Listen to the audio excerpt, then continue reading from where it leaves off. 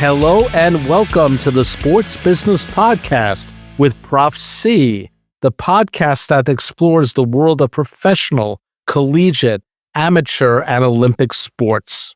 I'm Mark Conrad, or Prof. C, from Fordham University's Gabelli School of Business, where I serve as Professor of Law and Ethics and the Director of the Sports Business Initiative.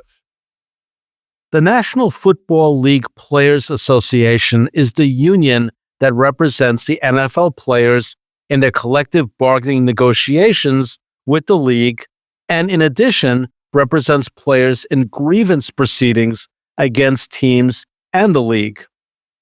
Like any union, the NFLPA's leadership has the responsibility as a labor organization to represent employees in their quest for better salaries and working conditions. But it has some unique challenges that differ from typical employees' unions.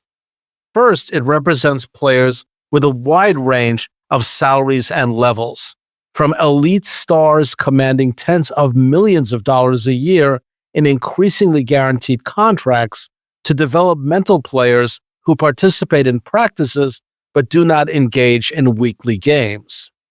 Not surprisingly, the goals of such an array of players vary, and trying to accommodate such a group is difficult. Adding to that is the power of the NFL and its team owners. The league and the owners have been able to use their leverages to conclude collective bargaining agreements that have been less protective of players than in other leagues. Many NFL player contracts remain non-guaranteed, leading to players being cut by their teams. Also, neutral arbitrators do not resolve disputes, but the commissioner is given that power, which is very unusual in labor law. But I'm not here to criticize collective bargaining agreements consummated by the NFLPA. I am criticizing the lack of transparency and possible violations of good faith obligations to the players they serve. The lack of transparency by the union involves a saga that is long and tricky, so bear with me. It started with reports of a secret deal between the union and the NFL. The union filed a grievance arbitration based on owner collusion in October 2022, after a number of prominent veteran quarterbacks failed to secure fully guaranteed contracts in the months following Deshaun Watson's historic 5-year, $230 million deal with the Cleveland Browns, a contract that turned out to be disastrous for the team, as many Browns fans can attest. The arbitrator dismissed the union's overall claim of collusion, but noted that the NFL encouraged teams to, quote, work together, unquote, to reduce the amount of guaranteed money offered to players. Sounds collusion-y, doesn't it? Or at least shady. But the union, instead of playing up this aspect of the arbitrator's ruling, agreed with the NFL not to release it to the players and the public. Why did the union leadership agree to this? No one knows for sure, but it sounds like a failure in transparency. Is that what a NFL player wants from his union executives? I doubt it. Then it gets worse. ESPN reported that the union's executive director, Lloyd Howell, the person in charge, had a few skeletons in his closet. First, he was sued for sexual discrimination and retaliation while at his previous employer. Second, he worked in a part-time paid role as a consultant for a private equity firm that invested in NFL franchises while remaining executive director of the union. The third, and this little tidbit, he twice charged the union for trips he made to strip clubs. It was called a player engagement event to support and grow our union, unquote. I guess it is a version of boys being boys.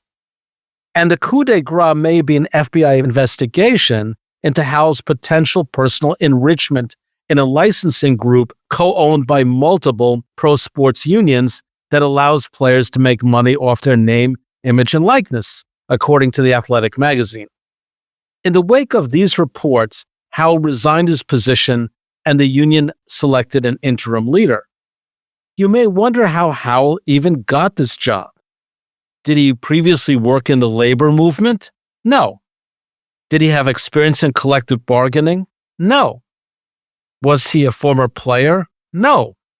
He arrived at the NFLPA after he was elected after a year-long, highly secretive search by the union's executive committee. J.C. Tretter, a former NFL player and president of the union, and a small group of players on the executive committee vetted the candidates but kept their names secret from the broader group of player representatives until it was time to vote.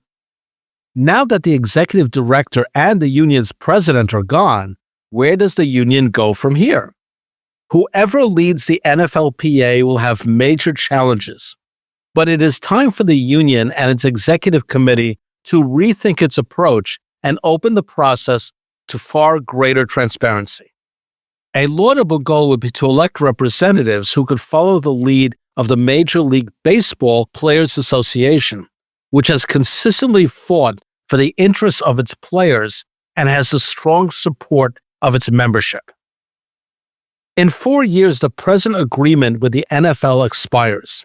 While it is true that baseball players have certain advantages that are not found in their NFL counterparts, any new leader of the NFLPA will have to fight harder, take on the NFL leadership, and be more transparent to their members.